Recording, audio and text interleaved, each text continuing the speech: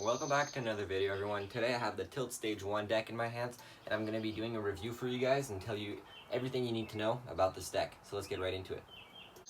First thing you should know about these decks is that there's 3 in the family. So that's a Stage 1, there's a Stage 2, and a Stage 3.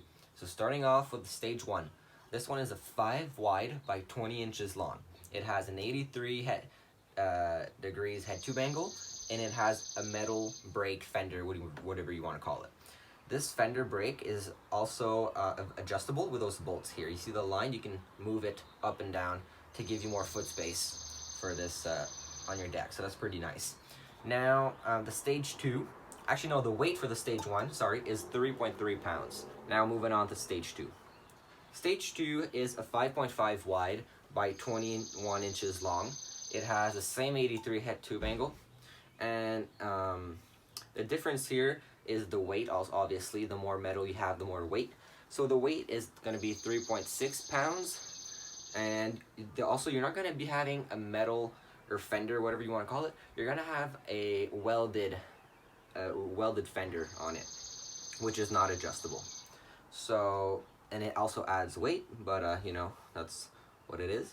Now for the Stage 3, it's going to be a 6 wide deck by 22 inches long, same 83 head tube angle, and you're also going to have the welded fender at the back here. And the weight is going to be 3.9 pounds, so almost 4 pounds for the Tilt Stage 3 deck, which is heavy, but you know, it's street oriented, so that's what it's made for. Now moving on to the specs. So this deck has welded dropouts. It's very nice to lock into grinds. It makes it a lot stronger at the back. So some of my older decks were bending right here with like doing feebles over and over again. But this deck, you will not have that issue. It's very strong back at the rear end. And it's also very strong at the front end. As you can see, it's square at the front end as well. So that's pretty good. Now, it is also very good for 50-50s, since you have square at the front and square at the back. Very easy to lock in and stay locked in, so that's pretty good. It also gives you a lot of confidence on the scooter, because I feel it feels wider under your feet and bigger, and you feel like you have more foot space. It just gives you a better feeling and more confidence on it. Now, moving on to the bottom of the deck. It has a flat bottom. That is very nice. I've never ridden a flat bottom deck before, but that was my first one, and I really enjoyed it. It slides super well on rails, on coping, whatever you want to do, grind on it. It slides extremely well.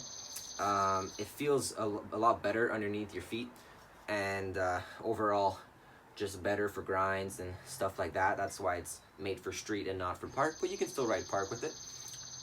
It's just going to be a bit harder, but it's still doable. Now you have those 2 holes down here. Those holes are basically for like drainage. Let's say you'd get like water in your deck or a small rock. It could go out right here. So that's basically just why the holes are there. Now moving on to the front, you got the blunt plate. So this part right here is like angled down, so it's very good to lock in. And you also have this angled in, curved in, kind of in the head tube. It just makes it a lot easier to lock in, and that's how I learned blunts and stuff like that. Learned it on that deck. Just very easy to lock in, and you feel just like secure and confident on it. Doesn't feel like you're gonna slip out or anything. It feels good. So it's very good for that. Very stable. Now, the other cool thing I really like about this deck is, like, most decks are like coming like that now, but so this one, as you can tell, just move it closer. I don't know if you guys can see, but there's threads in there, okay?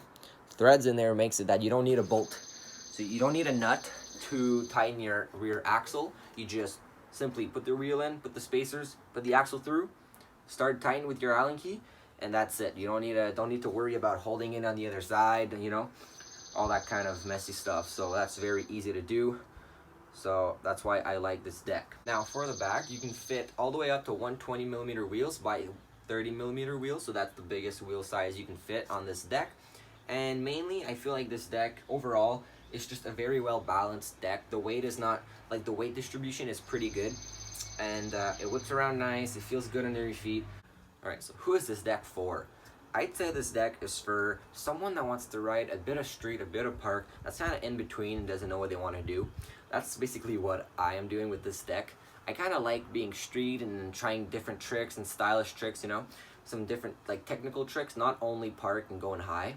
So that's why I bought this deck, and because it gives you a bit of everything. It's not too big at the point where you can't do any like park tricks anymore, but it's still wide enough and long enough, and it still has the specs of a street deck while maintaining the park ability. So that's why I like it. So I'll leave you guys clips. At the end of the video, you're going to see clips of me riding this deck. I'm going to be doing a bit of everything, you know, manuals, grinds, and some fly out tricks, air tricks, you know. So just to show you guys what is possible on this deck. And yeah. So that's going to be it for the review. I hope I answered all your questions. If you guys want to see me review something else, leave it in the comments. And until that, I'm out. Time is of the essence, the blood running through our core. It's best to not feel sorry when it's over.